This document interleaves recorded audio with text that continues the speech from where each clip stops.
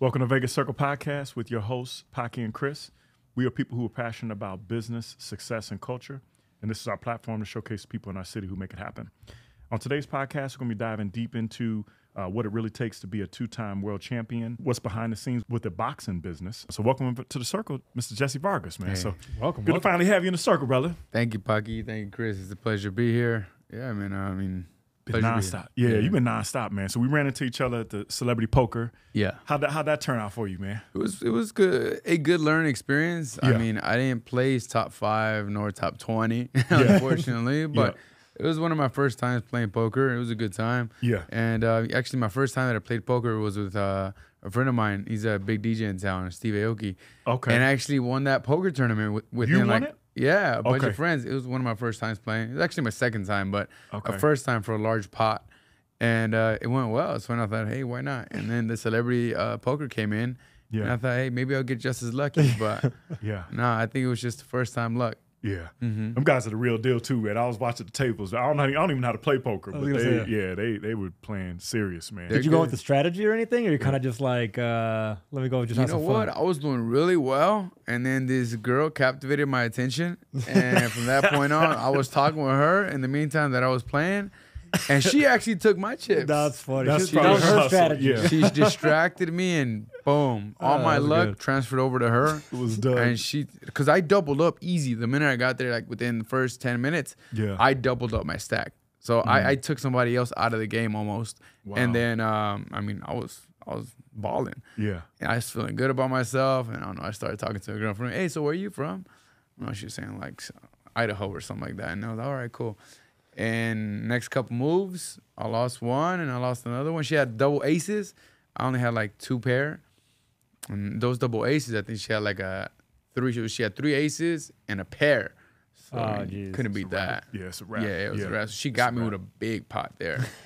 Yeah. It was no joke, man, seeing everybody in there, man. It was good to see all the different personalities and athletes and the whole nine, man. So it's good stuff, man. Yeah, it's amazing what's happening in Vegas right now, man. I know you grew up originally in Los Angeles, right? And then you moved to Vegas? Is that what I'm understanding? Yeah, so I was born in Los Angeles. I moved out here when I was 5, so they moved me out here with my parents. Okay. And yeah, I mean, ever since then, I've been in town. And whenever they say where you're from, honestly, I just say Las Vegas. Yeah. I've been here all my life, and it's been good. I love this city. I've seen it expand. I've seen it grow. Yeah. All my friends are from here. I have friends all around the world, but I mean, this is where I grew up. For sure, yeah. What got you in, man, to boxing, man? Because boxing is no joke, man. It's not for the weak at all, man. One-on-one sport is no joke, man. When did you actually get in? Like, when was your first time putting the mitts on? Well, you know what? My dad wanted me to be involved with an after-school activity. That's when he gave me a few options. I started with soccer. Okay. I decided that they just run too much, and I said it's fun, but I don't want to do the training. So I told my dad I was fine. I finished the season, and then I transferred over. I was watching Jean-Claude Van Damme at that time. Okay. And I thought, I want to learn Taekwondo. I want to learn how to fight. So, and that's when I came into Taekwondo because my father introduced me to the sport. I advanced to about, I think it was orange belt. Okay. And then I left it. It's just, I wasn't enjoying it. Yeah. Yeah. And then my father took me into boxing, and he bought me a biography like within a week of me being in boxing. And it was on Julio Cesar Chavez, on his history, the whole documentary, how he started, why he started, and how his success came. And I thought, wow, that's what I want. I want what he has. I want the world title. I want the money. I want the fame. So, and that's when it started. And I set my mind on the prize. I put my goal there. I said, all right, I want to become world champion. So I'm going to become world champion. And I started at the Richard Steele boxing gym. It was called Nevada Partners at that time, which is still here now, which is not a boxing gym anymore. I think it's like a culinary of arts where they teach, that type of profession. But during my time frame, I was 8 years old, going back to your question. So I was 8 when I first laced them up. Okay. And it was all on patience. It was all on learning the proper technique. I remember very well. It was still fascinating because I knew it was working to something, right? Even though the jab was slow and then I had to just get the technique down first, I was okay with it because it just seemed so cool in slow motion. Yeah. I was like, this is definitely going to work. Yep. So then I stayed consistent. And, one step led to another. I wanted to become state champion, national champion. Yeah. And then from there, state, regional, and national champion. I did them all. And then afterwards, I said, well, I want to be world champion. The mind was always on becoming world champion, but it was one step at a time. You know, how important was it for you, like, now that you look back on it, then you did start young at 8. You know, now looking back on it, how do you think, how much of your success do you contribute to the consistency of doing it at such a young age and having that same goal in mind? Or do you think, like, it's, if you would have started 5 years later, do you think you would have had that same kind of level of success? I think the younger, I mean, in my opinion, the younger I was, the easier I was able to grasp it, right? I think anyone, the sooner you get in, the younger you are to record it mentally, I think the easier it will get. And thankfully for me, it was easy because I could only imagine if I were to move in, say, when I was 13 or 15, mainly 15, the punches start to hurt a little bit more. I bet. Right? Yeah. I mean, when you get that thump on the top of your forehead, you're like, oh, okay, that's a good punch. You know what I mean? Yeah. When you're 8, 9, what I recall is just, you know, I mean, not so much feeling the punches, but it was just knowing that you were getting hit, right? Or the nose, actually, no. When you got hit in the nose, that one stung.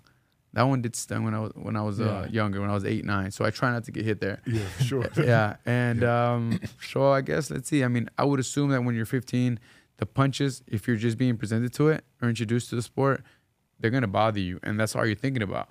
So it's difficult to calculate everything because you're thinking about the pain coming and then the punch is going the opposite direction, right? So the punches you're throwing, I would assume, would be more difficult in the sport of boxing. But in anything you do, I think that it's just about repetition. The longer you do it, the better you get at it. So that kind of makes sense. So because you started younger, you were able to learn a different facet of the game versus just being like a fighter, right? Because if I'm 15, most likely if I'm trying to do it, maybe I have some anger I'm trying to let loose or something like that. Versus doing it young, now you get the chance to learn the basics and kind of create that muscle memory before you start feeling that. Exactly. Very interesting to think about. When did you actually turn pro? Like what age? Yeah. I turned professional at the age of 19 years old. Okay. Yeah, so I had just about 11 years in. You were about okay. Yeah, I came out of the national Olympic team in Mexico, came over here, signed with Mayweather Promotions, a nice contract, and then, you know, I remember that. Yeah, it was a special moment for me, for my parents, overall for my parents. I think. I mean, for me as well. But they always invested so much time in me to help me out, in me and my siblings. Sure. Right? They always like wanted to give us options, and they knew that what I wanted to do, so they always supported me doing it. Okay. And I would assume that not only did it pay off for me, but it paid off for them because it was all worth it. Right, it was a lot of work, a lot of time, a lot of money. I mean, they sent me out to Mexico for a year, and they paid for everything. They Mayweather Promotions or your parents? My parents. Oh, that's beautiful. Yeah, they paid for everything. You That's know, I mean, awesome. they would always take. I mean, there wasn't one day that I missed the gym because they were always there on time. They were always there to take me. So I think that although I feel fulfilled, I think it's because of them. So I would assume that they feel fulfilled as well. It's all because of them. For that many years, right? And like you said, it's not an easy thing. You get hit, you get knocked down, you get, beat up. It's exhausting. I'm assuming it's like there's a lot happening. Yeah. Like, how do you keep that consistency for such a long period of time? Like 11 years of, I've been like a handful of fights and I'm like, I don't want to be in no more. But like being in as many of you've been into, like, how do you handle that part? That's the thing about me, man. When I was a kid, I was always very competitive, so I didn't like to lose. Yep. So I made sure to always be in the game. And being in the game mean being competitive in everything I did. I mean, there was good times, there was bad times, right? That was the difference between a winner's mentality and a loser's mentality, right? It's just like come in and win, right? All right, things aren't going my way. Well, I'm going to find a way to turn it. And you find a way to turn it, like the next round or next minute. So there may have been bad days, but within those bad days, there was still things that I was overcoming at the moment, right? So it just brought me right back into it. So it was still competitive. Although I didn't like it, and I would be angry for a week if it had one bad day. My parents would be mad at me as well. Sure, yeah. But overall, I mean, it's about the consistency. It's about like not being able to take in the hard shot, not the hard shots, but the hard moments in life, right? Where it's that moment of learning something new, or the moment where you gotta like understand a different aspect of the game, or you just learn something new.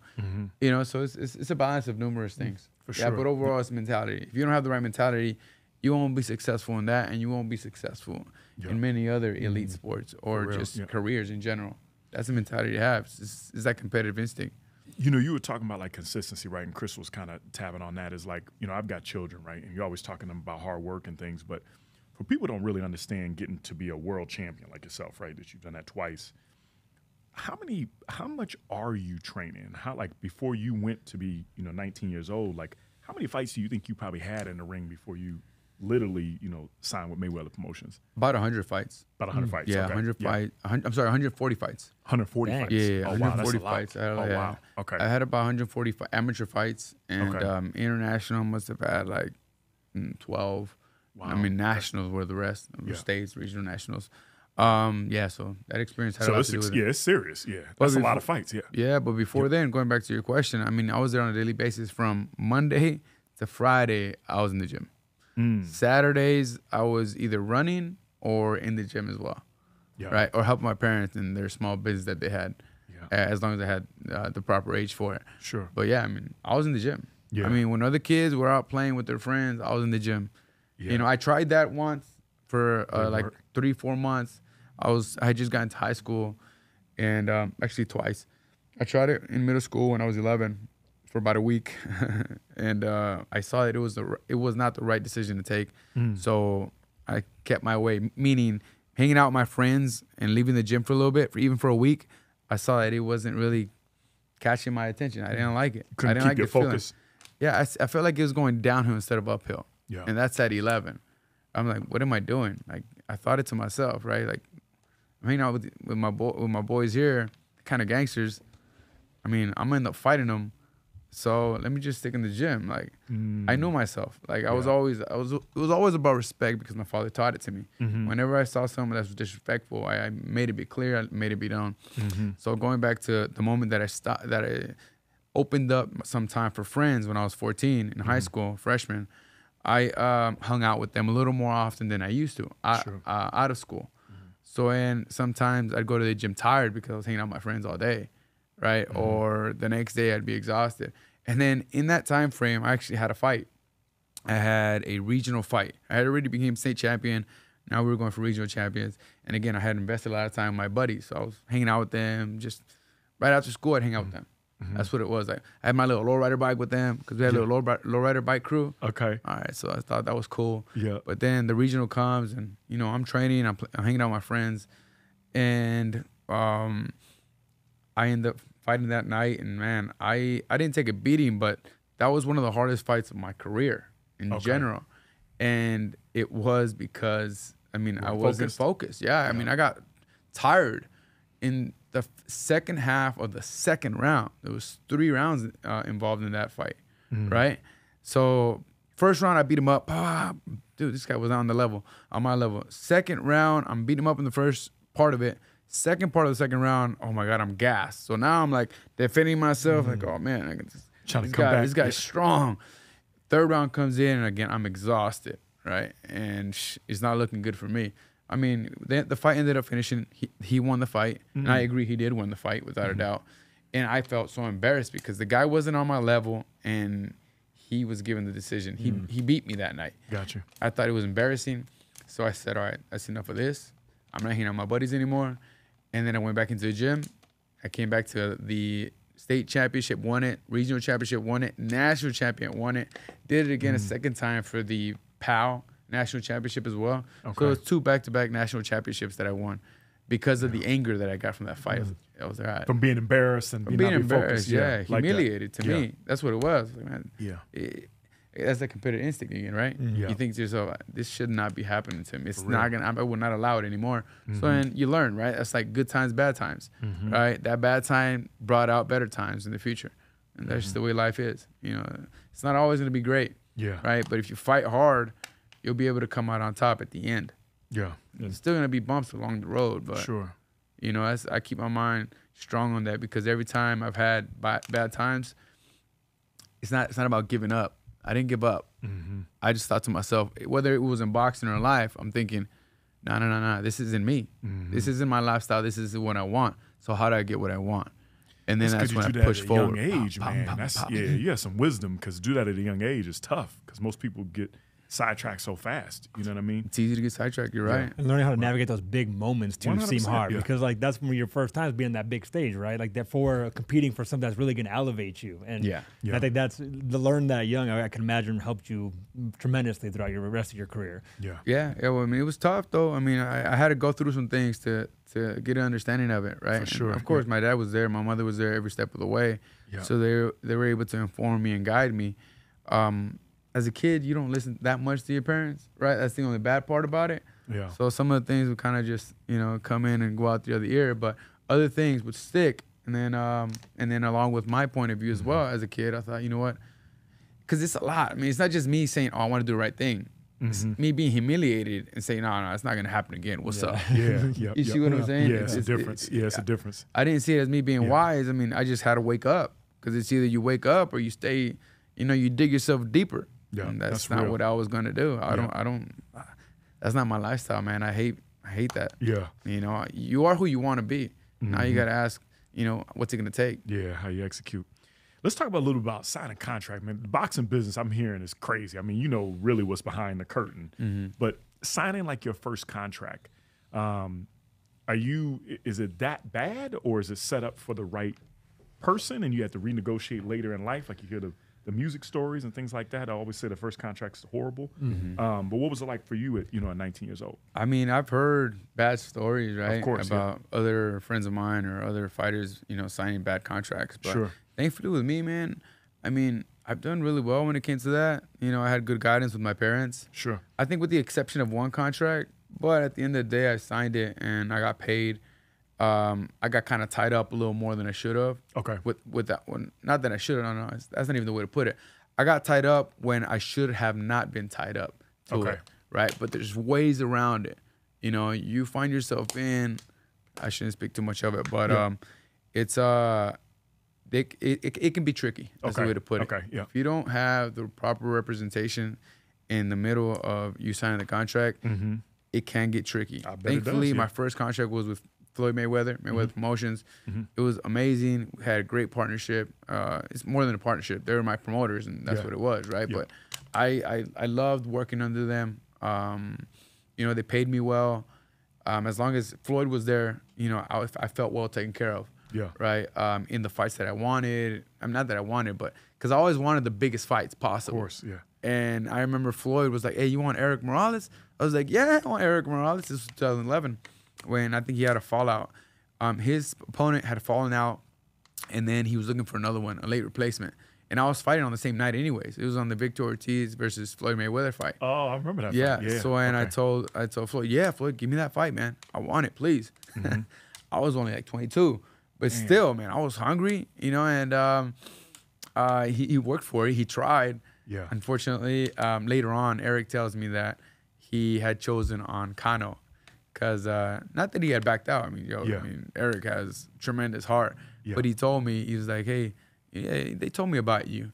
But then I just said, no, give me this guy right here. Yeah. And that's when it was his last name was Kano. I forget his first name. Okay. But he ended up beating him for the WBC world title.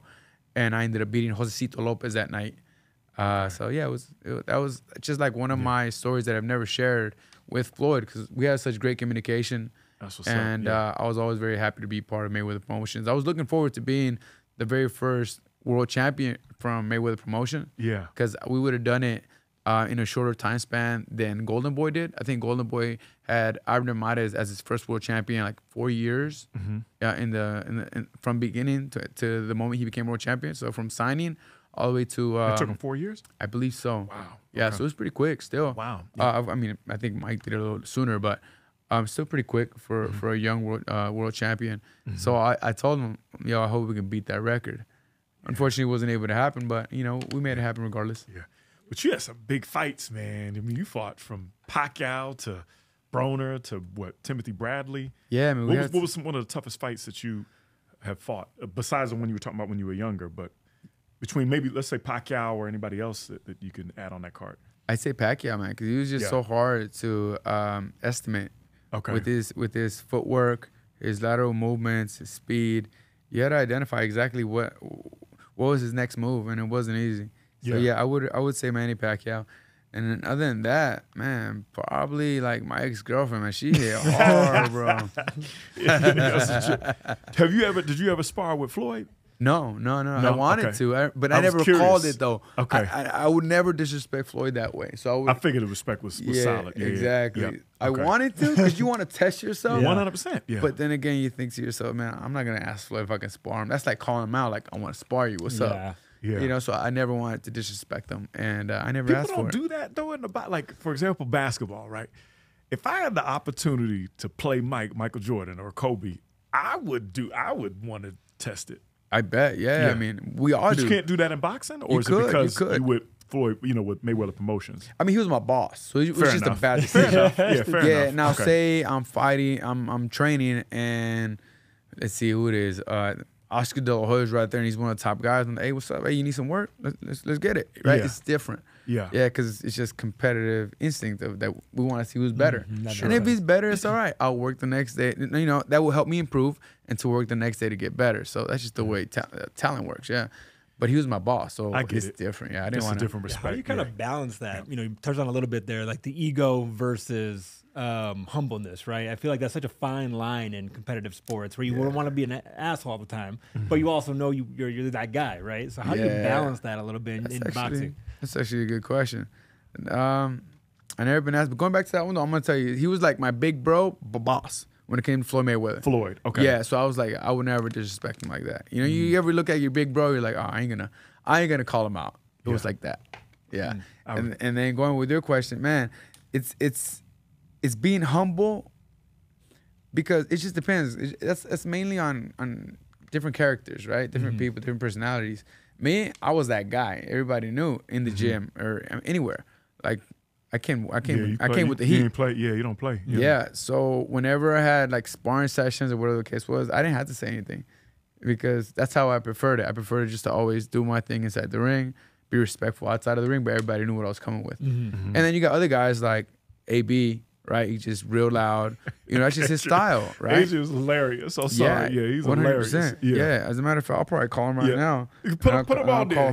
Put him on there. Yeah. I've been trying to tell him we got to get a rematch, another fight. Yeah, because the first one yours was a draw. I was gonna say it was a draw. Yeah, it was a draw. So we'd get another one. But anyways, so you got different characters, right? I mean, AB's like that. Floyd, he's more on the, he calm, serious outside of the ring, and then like a few minutes before stepping in the ring, he's like, hey, hopefully Floyd doesn't hate this, but he'll be like, I don't know, he'll say some funny thing. Oh, doesn't want to get the ass whooped next. You see what I'm saying? Like so little comments. Yeah. And he would get back in the ring and he'd do what he had to do with them, right? Which I really admired, but he was always very serious. Yeah, same with me though. I mean, in the beginning I was like that until I had a trainer that he's like, Jesse, stop being so mean. Like, be nice to these guys. These guys are here to help you. Yeah. And then that's when I kind of like transferred over a little bit. Like, hey, how you doing? Yeah. Which is a wrong decision to make. All right, because dog, once you're inside the gym, it's like it's work. It's a work time. Yeah. And then that's when I learned, because I was young when he told me that, so I tried listening right to my elders.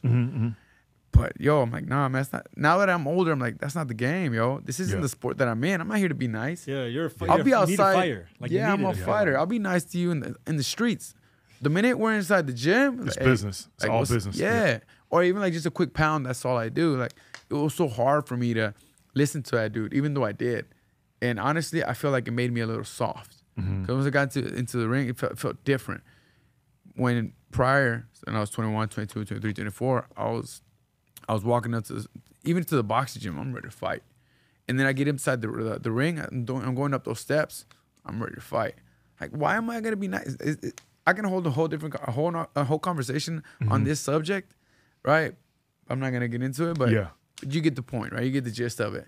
How do you like keep your, so like, for example, Adrien Broner versus like a Pacquiao. Pacquiao's so respectful, very quiet, You probably can't get mad at Pacquiao to get in the ring with him, right? Because he's such a nice, respectful guy. I don't know what he says in the ring, but Adrien, like, how do you keep your mind a lot, like, lose it? You know what I mean? To go off and take, I know you have to be controlled, and that's boxing.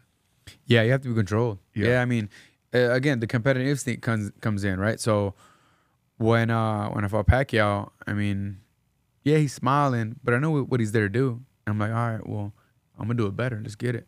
And it's different. So that's the mentality. I mean, it changes because you see me here, I'm talking to you nicely. Yeah. But once you got like a 2-month camp or 3-month camp, and then you talk to me then, you're not going to get too many words from me, right? Yeah. It's just a different mentality, right? The aggression is different. The view, the perspective is different. So, yeah, I mean, you see me a couple of days before the fight, I'm just like, yeah, I'm ready to fight. And what? I mean, this is what I'm going to do, and this is what I'm going to do. But then how are you gonna do it or this? And then you ask me, I'm like, what do you mean how I'm gonna do it? It's plain simple, it's straight right down the middle or whatever the case is, right? So my response would be different. Do you feel like leading up to a fight, you get triggered a little more easily, like in the regular world? Most definitely. Yeah, so you're just building it up. I bet. Most definitely. Yeah. That's the best way to put it. Yeah, things change. That's interesting. So who's your GOAT? I'm assuming, I think I know who it is, but who would be your top fighters that you respect? Dead, alive, currently fighting? Man, it's honestly, for me, it's hard to rate them. They're all great in their own right. Roberto Duran, Sugar Ray Leonard, Julio Cesar Chavez, Floyd Mayweather, Oscar De La Hoya. I think Oscar De La Hoya was great. I mean, Muhammad Ali was way before my time, so I haven't really looked into him. James Toney, I know he was pretty good. A lot of people don't know about him, man, but he was pretty legit. Didn't James go to UFC for a little bit too? He tried it. Yeah, I remember that. Yeah, I believe he tried it. Yeah.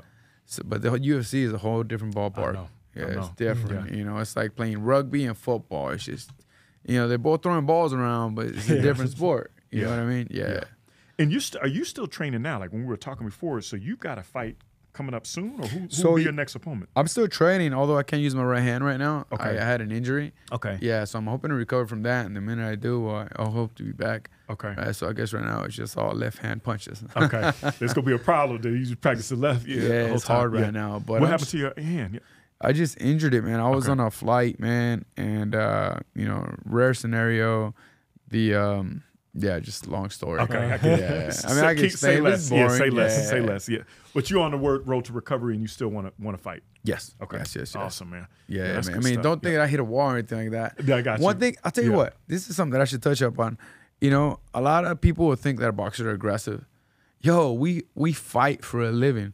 Like when we're outside of the ring, you really think we want to fight? That makes a good point. I'll be honest with you, you super calm. Every time I ran into you, you calm as hell. Yeah. Yeah, I try to be calm and collective. It's just like, yo, my profession is about being aggressive. Let me save that for when it's paying me money. Yeah, sure, that's a good point. You know what I mean? A lot of people think I mean, I have an hand injury. I mean, some people might think, oh, he may have hit the wall or something. You know, I think they watch too many karate movies or something like that. You know what I mean? Nah, it's, you know, we as fighters, like you see any fighter out in the street, they're cool, man. They're walking with confidence. Like, hey, what's up? You see Caleb Plant, like, what's up? Yeah. You know, and Charlo. Charlo's just a little loud, but he's still cool. I've actually ran into Caleb. Caleb cool as hell too. Yeah. But I know that he said something about his wife or something crazy. Yeah. Or no, that's different. Yeah, I'm not sure what that is. Yeah, I'm not sure what they say, but there was already beef beforehand, which is different. You see, when you got two fighters and there's already something that's been said or even misconstrued, right? We're sensitive to little things like that.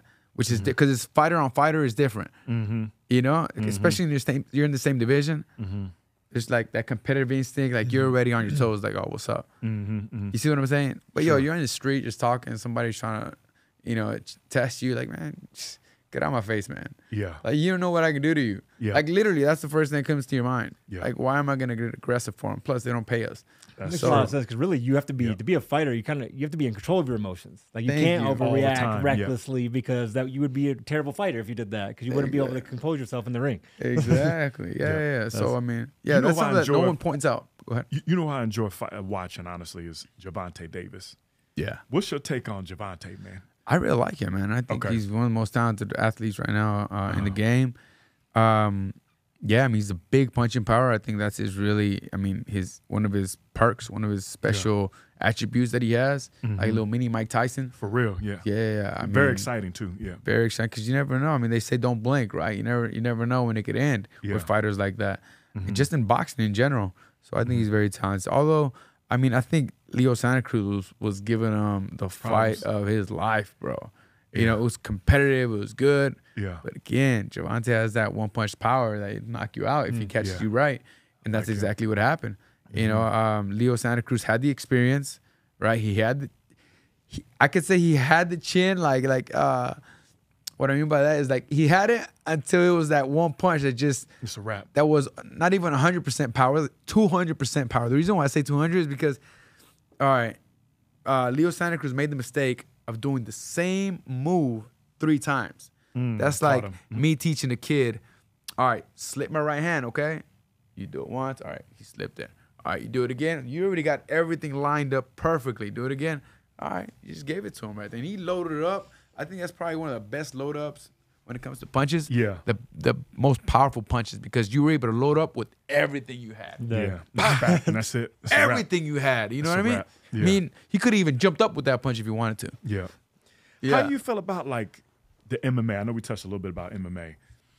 Do you feel like, and I know this is controversial, right? But you always hear people saying that boxing is kind of becoming boring, supposedly, and MMA is taking over. But what's your take on that? Do you feel like boxing is still here to stay and basically MMA is not taking over, or what's your take on? I think MMA is doing really well. Yeah. Yeah, I mean, they're bringing in tons of fans to the stadiums. I mean, they're going to have one big event at the Sphere. The Sphere, yeah. Which should be good, but yeah. Overall, I mean, boxing is boxing, right? Boxing is one of the first combat sports ever that has ever existed. It's not going to go anywhere. You know, I mean, it will evolve. It will get. I mean, it's evolving now with the new YouTubers, right? I mean, Jake 100%. Paul and all them. That's a whole different audience that we're attracted to the sport of boxing, which is only going to help expand the sport. But overall, boxing ain't going nowhere, and I assure you that, right? If boxing had a stock market, I'd invest in boxing for sure because it's only going to go up. I assure you. I mean, there's always going to be new fighters, always going to be, you know, new, because it's like the old generation is into it. The new generation is like still learning it, right? They're like picking between UFC and boxing, but it's two different sports. For sure. They're all going to understand that eventually. Again, I'll come back to that analogy. Rugby, football. Like, Completely different. Two different sports. You Yeah, put a it is. rugby player in the football field, you know, the football player is going to you know, run circles around him. Sure. Same thing. You put him in rugby, you know, well, most likely football will get the hang of rugby quickly. Yeah. It's like if you put a boxer in a UFC game, like, you know, I mean, we only have one chance. Like, let's get him from the outside, we'll be able to knock him out. Right? That's our best shot. You put a UFC fighter in a boxing ring, he has no chance at nothing. Yeah, for sure. You know, that's just the way I see it. I mean, we've been doing it since we're 8 years old. Like, it's just That's a long time. most of the fighters that you see now, Oscar De La Hoya, Floyd Mayweather, I mean, Gervonta Davis, they did this whether they were 14, 8 years old, 9. I mean, Floyd, I think, did it when he was 5. Yeah, for He real. probably had diapers. He was doing it. For real. But what I'm saying is, like, you know, Gervonta, I don't know what age, but I assume at least young. 12. Yeah. Right? Maybe 14 at the most. So still 14 years to 24, you know, that's 10 years deep. UFC, it seems like a lot of the guys are getting into it a little later, maybe when they're teenagers or 20s. You know, and that's what I've realized because there's so many different techniques, right? So you got wrestlers, and then now the wrestler needs to transfer over to like, you know, a different type of technique that they use in that as well. Because like, what, 5, 6 different techniques in it? Yeah, I mean, it's a lot to handle. For sure. Yeah. So you got to learn everything. Because they're very different, right? Like, you can be fans of both. Like, you don't have to pick one or the other. I love People both. can like Yeah. basketball, I mean, boxing, and they can like UFC. 100%. Yeah. They'll make this comparison. It's like, it's not fair. It doesn't Not feel at like a all. real Yeah. fair comparison. I agree. I mean, I like both as well. I'm a fan of UFC. I'm a fan of boxing. Of course, I mean, I'm going to pick every day of the week. I'm going to pick boxing over UFC. But, yeah, that's just my point of view. Yeah. You always Just hear because about, I like the stand-up, right? I like seeing guys like, all right, they set things up. They'll set up a 1-2 or they'll set up a feint, come back with a hook right over the top. I'm like, oh, that is nice. That's something to admire. Yeah. Right? When it comes to UFC, it's just sure. like what's coming, a foot to face. And then the worst thing about it, man, in my point of view, is like when I see him grappling, and I'm like, oh, dang, that's it. And then that's it. It's just over. I'm like, oh. Like I see him being on the, you know, I like him being standing up fighting. Like Chuck Liddell, I used to love it when he used to fight. Rampage Jackson. knocking cats out. Yeah, it for was real. different. Yeah. It's still cool now. It's just a little different. You got to Yeah. appreciate it in a different way. So would you fight an MMA fighter? Was that something, if it was a big payday, would you do that? Why not? Yeah, it'd be fun. Yeah, for It's sure. a good time. Yeah. Do you ever practice like regular fighting outside of boxing? Like, you ever just for the fun of it? Like, go start trying to grapple somebody or something? Honestly, my thing is boxing. Man. Yeah, that's the thing. Yeah. Yeah. I mean, that's what I really enjoy to do, and I want to continue to perfect and strengthen. Yeah. I want to get stronger in my punches. You know, I want to get better, make sure that I'm just as fast or faster. Things of that sort, right? For sure. Yeah. I mean, I'm completely content with whatever I accomplished so far. I feel like there's much more though. For sure. I feel like there's a lot more to accomplish, and that's the reason why I want to come back. It's not so much for the money, although I'm gonna pick a meal over $500 every day of the week. 100%. But you know, I'm in it more importantly just to show my fans that I believe that there's a lot more for me to give, and I feel certain of it.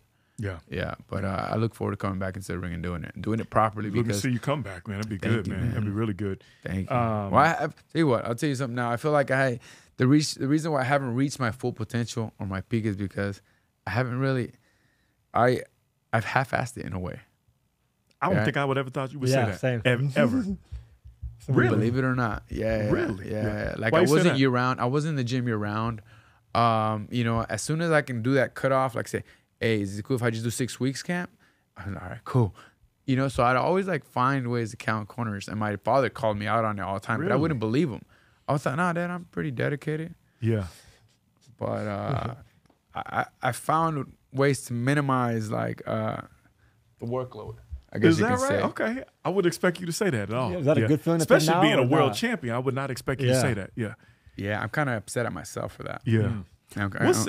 Just backtracking real quick, just because you brought that up. What is a day like with camp? With camp. That I If don't you're like? doing 6 weeks, you're all day. Whatever it is, running, cardio, boxing. I mean, your whole day is set up like that. You have no off time. You don't have a technically, life, man. Yeah. right? Yeah. It's hard, bro. It's Yeah. hard. So yeah, it's just training. You wake up, you run, or if you do the strength and conditioning in the evening time, you do it at nighttime, and then you just come back and rest. So say I'll give you just an idea of it. So some will do it in the morning. I prefer evening time to do strength and conditioning. So I'll wake up, I'll do boxing in the afternoon, and in the evening I'll do strength and conditioning. Sometimes I'll switch the times around for both. I'll do strength and conditioning early and then boxing in the evening.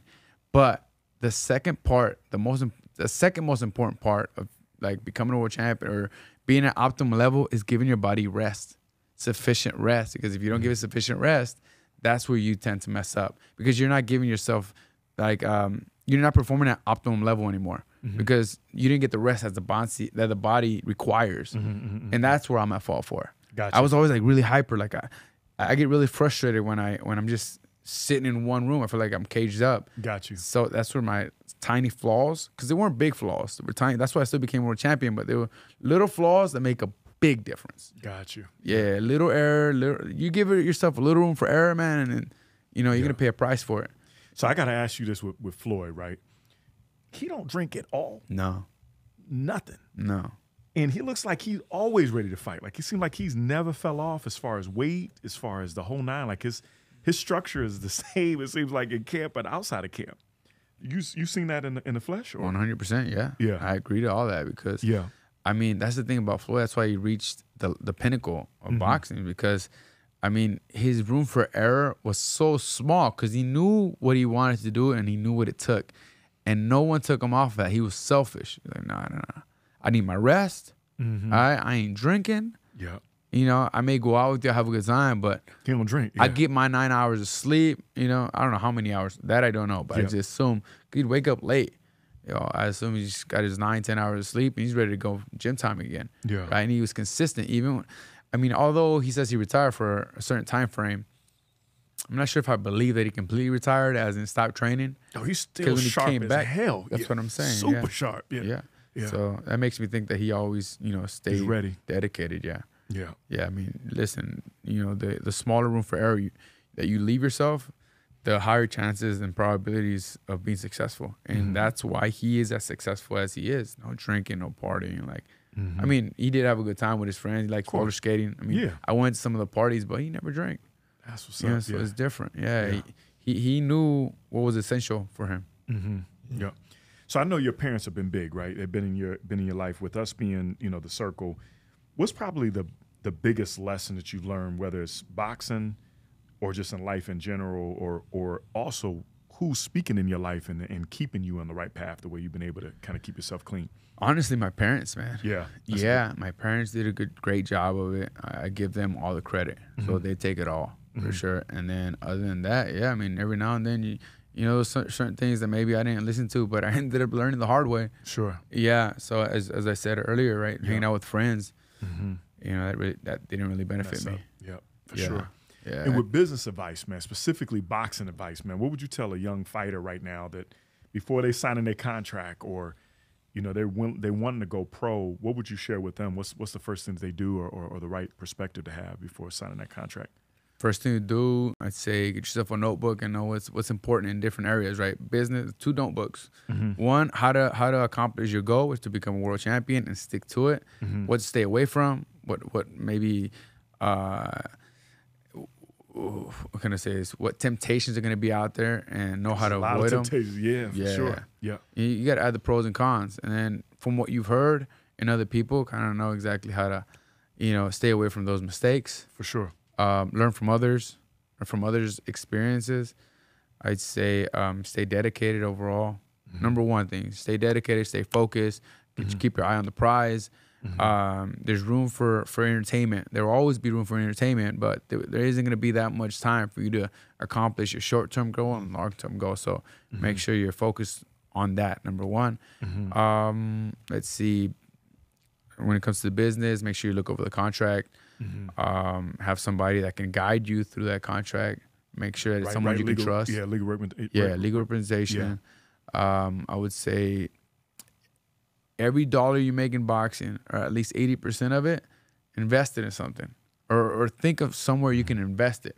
You don't need that much to live off of early on. All you got to do is train and eat. Yeah. You know what I mean? You got no time. You don't got to wear Burberry, bro. You don't got to wear Versace. You know, just, train, work. Of course, you got to, I guess, in a way, you kind of have to do it for social media reasons. Your personal brand, yeah, for sure. Make your own personal brand. But if I were to do it, if I were to go back, I invested my money, thankfully, but instead of investing 30% of it, I'd invest 85% of it and then live off of the investments. Whatever the investment is giving you, live off of that and say, that's what I'm going to live off of. Yeah. Because that money is going to be worth so much more when you decide to retire. Yeah. And honestly, know exactly what you're spending, right? So keep track of your balance sheet. Know what you're spending on a weekly basis. Write it down. Why? Because this is going to take you a long way. If you're able to just have a notebook, have 2 notebooks, your balance sheet, how much you're spending, your expenses, right? Your income. Income, it's only a one set income in the beginning, right? It's like your big fight. All right, cool. What am I going to spend this on? All right, then you write it down, and then you're going to understand where the money's going and how fast it's going. Because you make it fast, you lose it just as fast. 100%. Yep. So keep track of that. That will help you balance your income, balance your expenses, and it'll help you invest in something that can be productive in the long term. But get yourself someone that maybe it's hard, man. I wish I could say more, but if you can get a little bit of guidance from somebody as well that you can really trust, which is hard. Very much so. Hard. Yeah. Everybody wants something. Yeah, 100%. Yeah, man. Even the mentors sometimes want money, bro. So get yourself somebody like learning, kind of getting coaching from a distance. You kind of see certain things. There might be things you can bump off to. You know what I mean? Perfect. That's literally how I've been. I've had mentors over my life, and you're right, they're expensive, but I feel like you can learn off certain things. Yeah. You know what I mean? And I've always used it kind of like as a shopping cart method where I just take what works for me and my household. You know what I mean? And what's going to get me to the next level. That's the best way to put it. I think, getting information, right?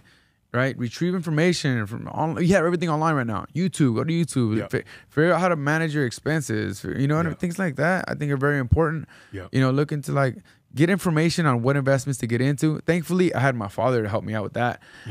He was investing early on, and he shared some information with me. As a matter of fact, I'm gonna tell you about the first time that I had a lucrative paycheck. It was in 2011.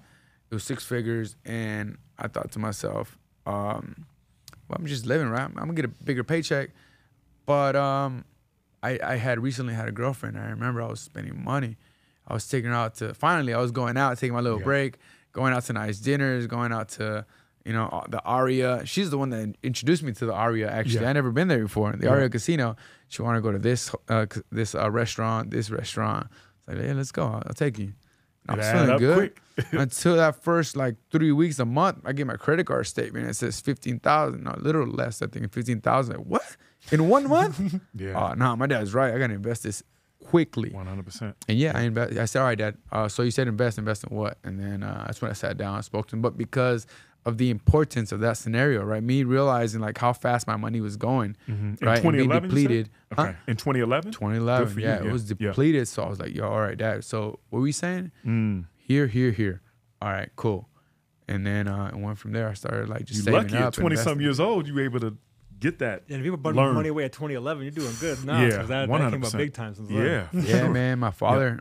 I mean, I didn't invest that much, but say with the money that I made, I definitely invested at least. I shouldn't even say that, but yeah, just a certain percentage, right? For I wish sure. I would have invested more. 100%. Right. Yeah. But my father was always there to guide me. And thankfully, I mean, I don't really got to depend on fighting right now if I don't want to. Good for you, man. Which is the way my father wanted me to be. He's like, hey, I just want you to, when you don't fight, I don't want you worried about money. And he told me that early. He told me that at 16, right? I remember I was going to stop boxing, as a matter of fact. I was going to quit at the age of 16. And my dad had a conversation with me. And I told him, Dad, you know what? I think I'm going to stop because I want to make some money. There's a couple jobs I can get. I don't want to continue asking you for money, right? Because I want to take out my girlfriend to the movies. I want to take her out here. I want to take her out. I want to go eat. And my dad, he had like one of the most important talks with me. He says, Jesse, listen. He says, so you're really good at what you do, and I think you become a world champion. Right? You have a high possibility of becoming a world champion. So do you want to continue this career, or because if you don't, you're gonna have to get a job following orders from someone else, right, and doing whatever it is that they say, and you can't say anything against it or about anything to give them the contrary. You're gonna do whatever they say for the rest of your life. So you could just make money and live off of your investments if you do it right, and you won't ever have anyone telling you what to do. I'm so happy your father's. I mean, because we didn't even get a chance to touch on that, but like 78% of athletes broke within 3 years, man, and that's excellent that your dad was teaching you that at 16 years old. It was that's my powerful. mother and my father, both of them would always stay. My dad gave it more of an emphasis, right? My mother, she was always there, and she was always reminding me like, hey, manage your money properly. She came in more like when once I was making the money. Sure. I mean, she was always there. I'm sorry, she was always there, but like she was like more like the maternal, the mom. She's like, all right, are you okay? You want something to eat? How are you feeling? And then my dad was like tough, like he's always like, hey, get it straight, get it right. And then when the time came, he was able just to make things clear to me, right, for me to understand.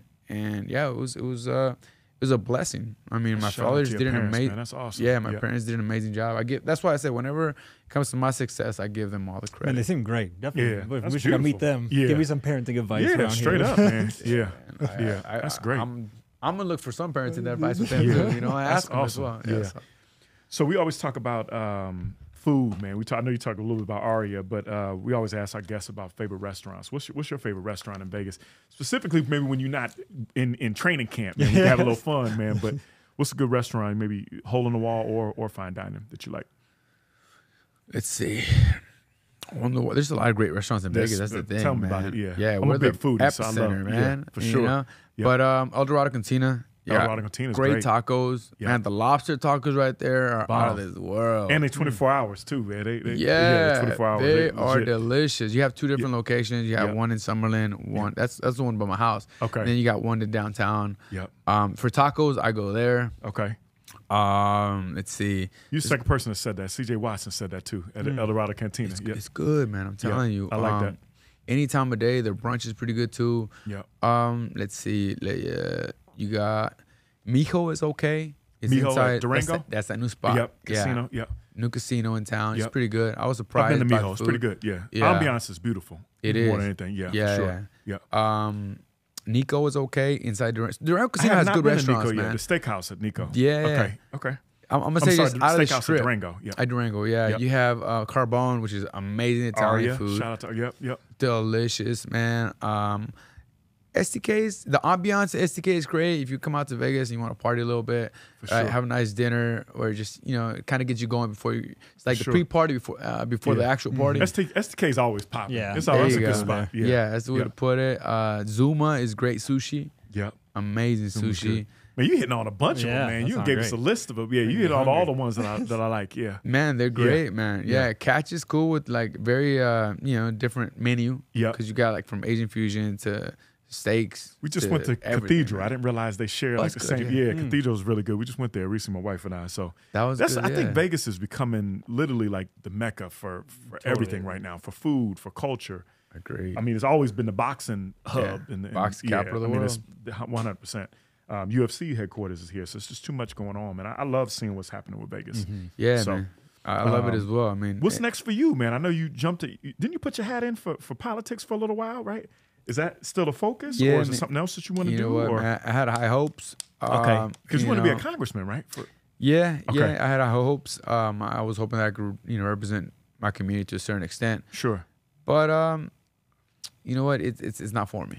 Politics is As no much joke, as I man. tried, It's no yeah, joke, man. it's not for me. Yeah. I mean, you always want to be helpful, but I think there's other ways to be helpful as well. Where, Sure. You get to listen into everyone's point of view and everyone's perspective, and that's the type of man that I am. Right? I want to listen to everyone's perspective, and then get a little bit here, get a little bit there, and then see where we can help out in different ways. Yeah. So but overall, I mean, I've been helping trying to find ways to help the community since I was 24. So since I was a world champion, even That's before what's up. actually. Okay. Yeah, and helping out just the youth in boxing gyms. Yeah, helping out with Lead by equipment. example. Yep. Yeah, equipment, advising, and setting up new gyms as well. Okay. Right, in troubled areas. But so I was always trying to be. I was always in that direction. Yep. Right now, I'm like, you know what? Let me just step out a little bit. That way, just Yep. get more knowledge in different areas, and that way, when I do come back and just try to be more helpful, I'm just more informed. That's what's I up. think that's what it takes. But yeah, right now I'm just I'm relaxing. Yep. Taking. You see me like on vacation. Yeah. Like I'm in Cancun because I'm just. Right now I'm chilling. I'm a boxing commentator as well. I'm not doing that That's right what's now. up. Okay. Yeah. Taking I all the forgot you time did off. commentating. Yeah. Yeah. Yeah, I Okay. first started in 2014. Yep. Yeah, and ever since then they kept hiring me. But right now I'm just like, you know what? Let me just chill. Sometimes Yeah. you just gotta sit back, relax, and gaining knowledge in different areas. So I want to get my business degree. Okay. Right. So that's my main objective. Awesome. In the meantime, that I'm gonna have this injury. Okay. And then after I recover from the injury, then I'll be back in the ring. But Yeah. the doctors haven't told me, when I'm cleared, the because green it's light still yet? very painful, unfortunately. Okay. But hopefully, I'm optimistic and I'm Yeah. very hopeful that my hand Get will you get right. better. Yeah. Well, we praying for you, man, to Yes, get you sir. back in Yes, there, sir. man. Thank Keep you, tabs on you, man. But Thank you. what's your social handles, man, or anything that you forgot to leave us out on? Hey, man? man, no, just Yeah. thank you for your support. Thank you for tuning in to the Vegas Circle. Appreciate you. And, make sure to come out here if you're looking for a place to visit. Stop by Las Vegas. You're gonna have a good time. For sure. Great food. It's a great place to visit. And follow me on social media. Yep. Jessie Vargas _. It's the man. So I appreciate you, man. Check us out at thevegascircle.com. Appreciate your time, brother. Thank Anytime, you, man. My pleasure, man. Really good stuff. Yeah, that's good, man.